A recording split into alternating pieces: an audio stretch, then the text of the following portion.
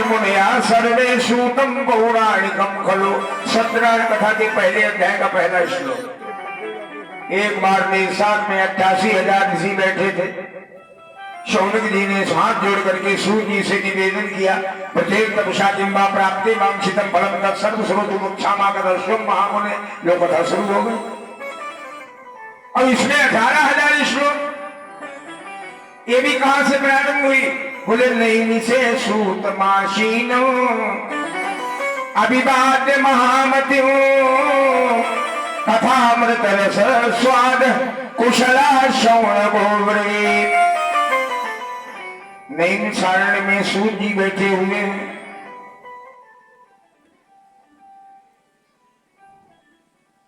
और भी तमाम ऋषि बैठे हैं। किसी ऋषि की 10 लाख वर्ष की उम्र है, किसी ऋषि की 1 लाख वर्ष की उम्र है। सतयुग में हम आप ग्रस्तों की भी तो 1 लाख वर्ष की उम्र हुआ करती थी।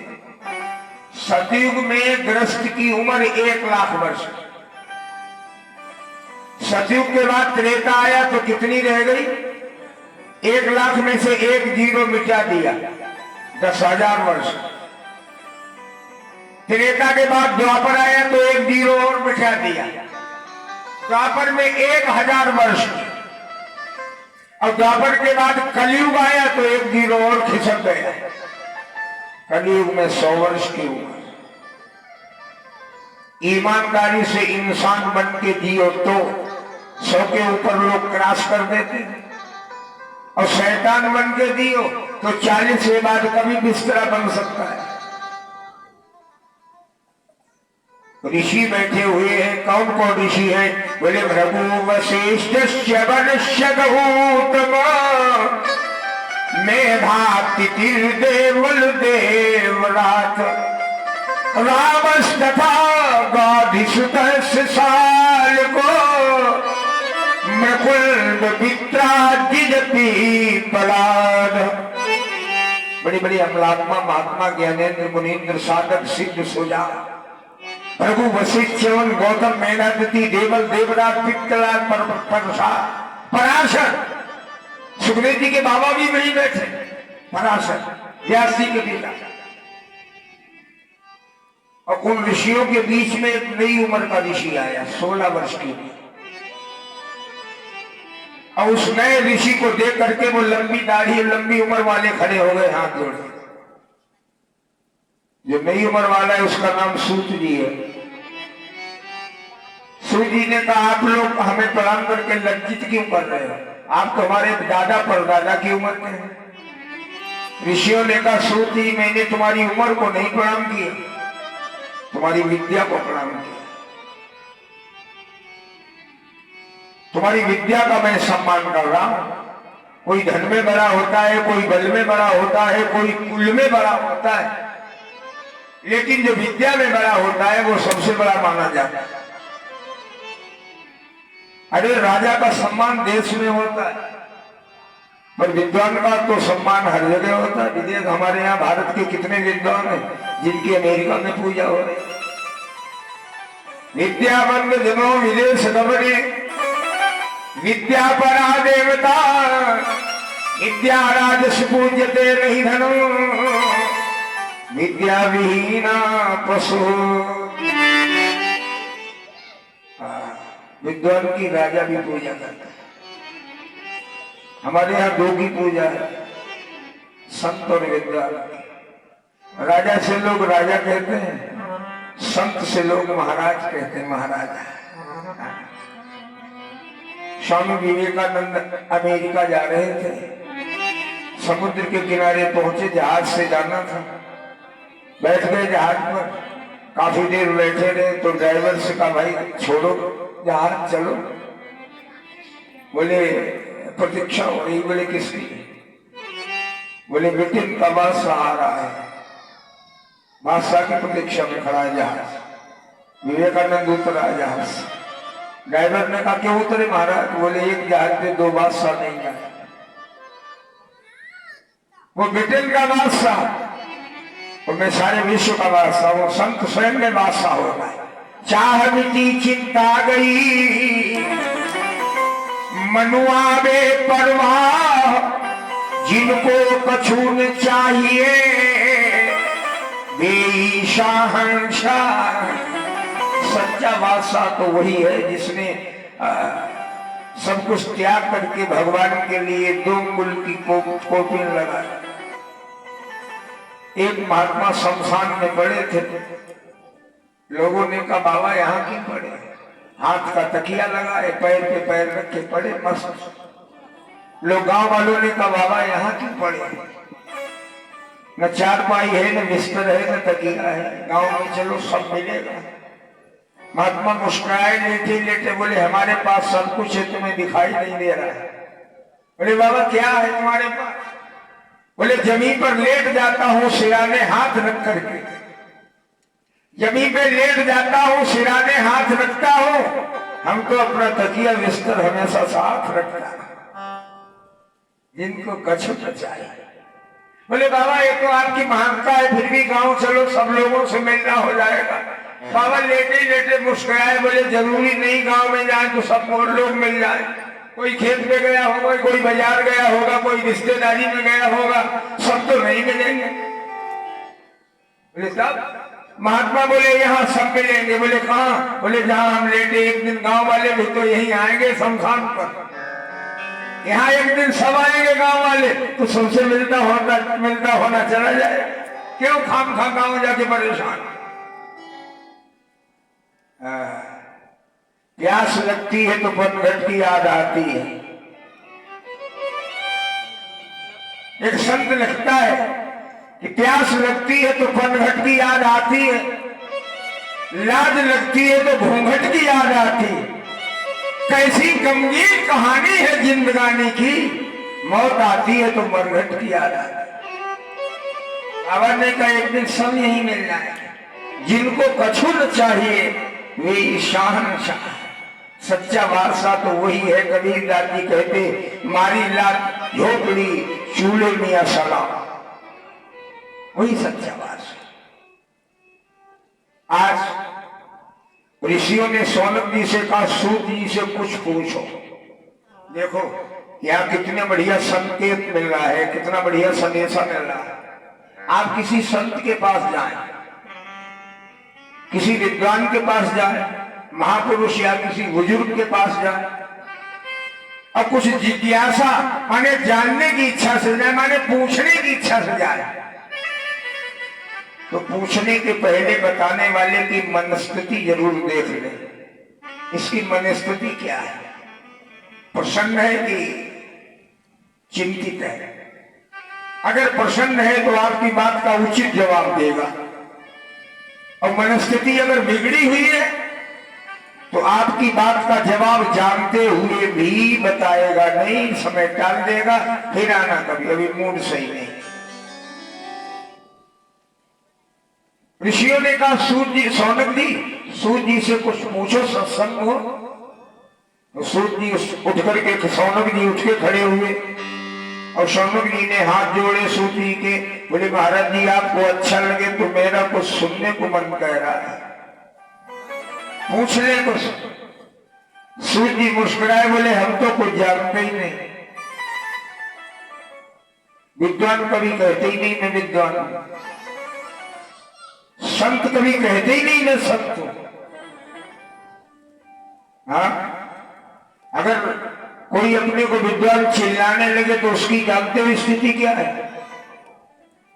गोस्वामी जी रामायण में लिख रहे हैं, भगवान राम ने लक्ष्मण को उपदेश करते हुए कहा, लक्ष्मण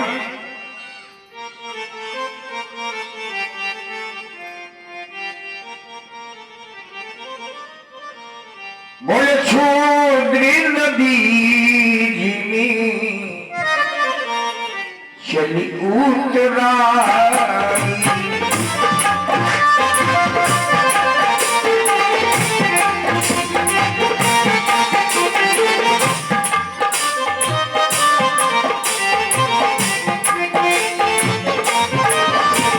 क्षुद्र नदी चली उतराई,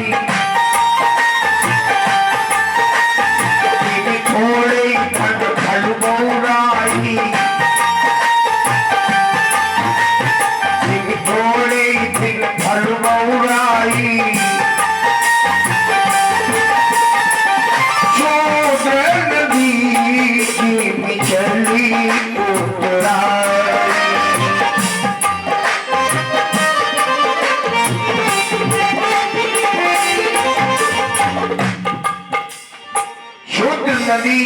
चली उतराई तिम थोड़ी धन खल बोराई। आपने देखा है चौमास में जब बारिश होती है ना तो छोटी छोटी नदियां उफनाने लगती हैं, पथिकों को निकलने ही नहीं देती।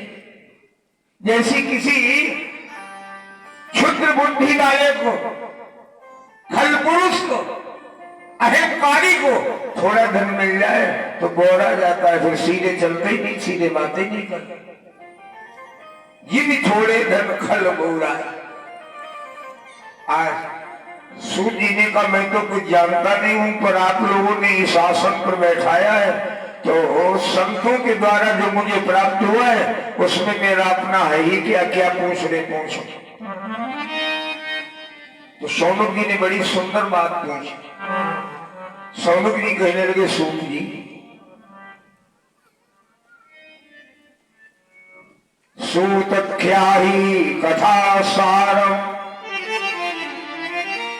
मम कर्ण रसायन। महाराज जी, अज्ञान ध्वंत विध्वंस कोटि सूर्य सम प्रभा।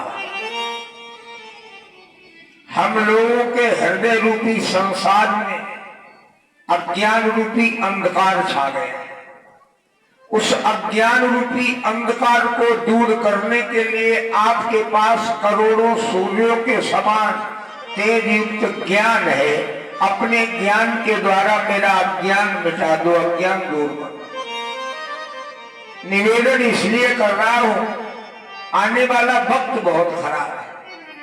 ये घोड़े कलौ प्राया, आगे घोर कलिकाल आ रहा है।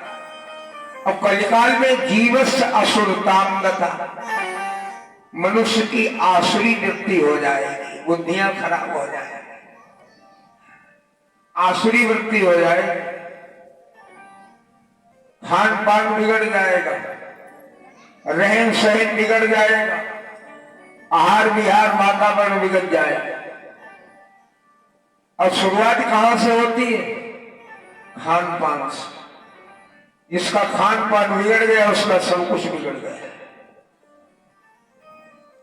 हमारे यहां दो चीजें पर्दे में होती थी पहले, भोजन और भजन। भोजन पर किसी भोजन कराने वाला और करने वाले के बाद तीसरे की नजर नहीं पड़ती थी। मर्यादा तो यहां तक थी। अब जिसे किचन कहते, पहले पढ़े लिखे लोग बात चौका कहते, ये थोड़ो पढ़े लिखे तब रसोई कहने लगे, अब तो अंग्रेजी पढ़ गई, अब किचन कहने लगे। भोजनालय, अब भोजन करने वाले के बीच में कच्ची दीवार होती थी कमर के बराबर, पहले पुराने जमाने में। अब दीवार में घुड़कुआ होता था। चौके के में अंदर गृहिणी बैठी, बाहर बैठा भोजन करने वाला, वो घुड़के से ही देख लेती थी, झरोके से, सब्जी नहीं है कि रोटी नहीं है। बीच में एक पाटा लकड़ी का रख दिया जाता था, दो रोटी इस तरह रखी रहती थी, जब ले इच्छा उठाओ खाओ, भर जाओ, छोड़ दे चले जाओ। या थोड़ी कहते पति नकदार दे जाओ, रोटी लाओ, तो खाने वालों मांग कहूं ना मिल पाओ। हाँ, बदल गए बहुत ज्यादा। दो चीजें होती थी पर्दे में, भोजन और भजन। आज हमारा भोजन बिगड़ गया। भोजन कहां पहुंच गया? गेस्ट हाउस के पांडाल में। बोलो कोई मर्यादा रह गई भोजन की? आपके घर जाए तो ये कहेंगे ना कच्चा भोजन नहीं करेंगे तुम्हारे यहाँ। अब पांडाल में जाकर तब जानता का शादी देखो वो बेसन की रोटी कहाँ बनती है। हुआ बाला के सुगुल बनाओ कहना सुखान जा।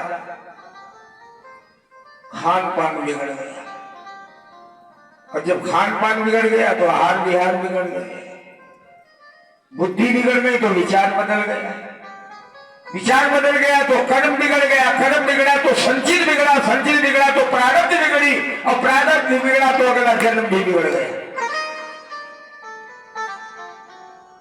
प्रारब्ध पहले बनी पाछे रचा शरीर, तुलसी चिंता छोड़ के भजले श्री रघुवीर। बोलो हर चीज शुरुआत तो खान पान से है, इसलिए हमारे यहाँ खान पान में बड़ा ध्यान रखा जाता था। अब नहीं रखते, हाँ रखने वाले रखते कई लाखों में एक, ना के बराबर। आज क्या हुआ, सूत जी कहते हैं कि आगे शौनक जी कहते महाराज जी आगे आने वाला वक्त बहुत गलत है, कलयुग में बुद्धि आसुरी वृत्ति को प्राप्त हो जाएगी, इसलिए उससे बचने का कोई उपाय नहीं।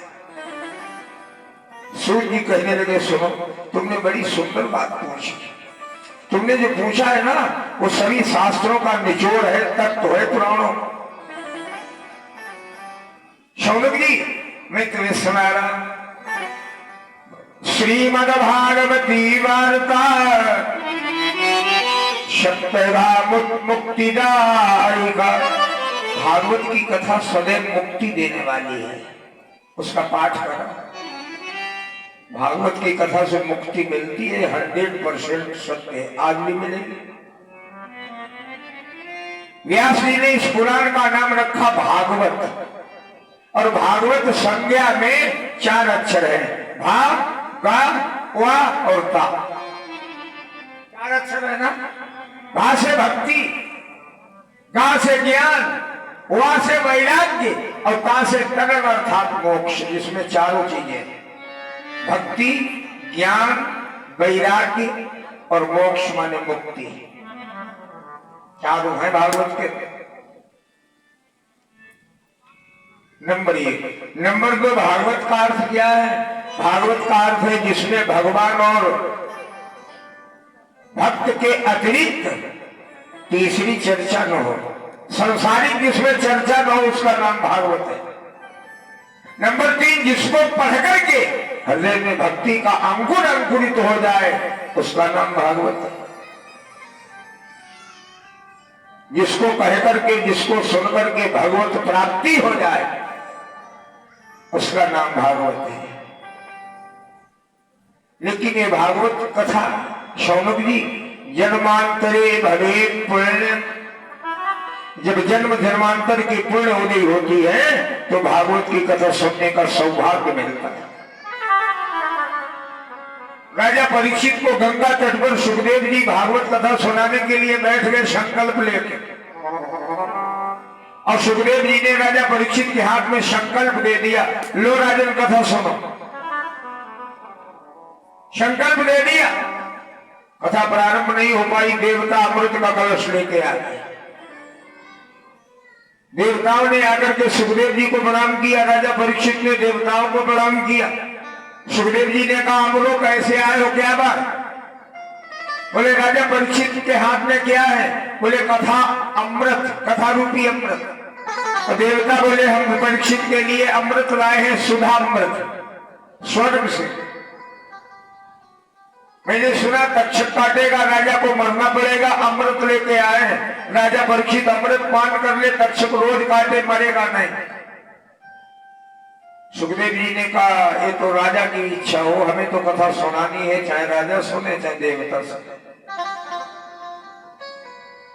सुखदेव जी ने परीक्षित से कहा, परीक्षित बोले हाँ महाराज, देवता अमृत लाए हैं तुम्हारे लिए, कथा मांग रहे अमृत के बदले में। परीक्षित ने कहा गुरु जी अमृत और कथा में अंतर है। बोले बहुत बड़ा। कितना? बोले जितना कांच और मणि में अंतर है। कांच भी चमकती है, मणि भी चमकती है। कांच प्रकाश में दिन में चमकती है, मणि रात में चमकती है। पर कांच प्रकाश में चमकती है, मणि अंधकार में चमकती है। कांच सूर्य की किरण से चमकती है और मणि स्वतः चमकती है। परीक्षित बोले गुरु जी हम समझे नहीं। तो सुखदेव जी बोले तो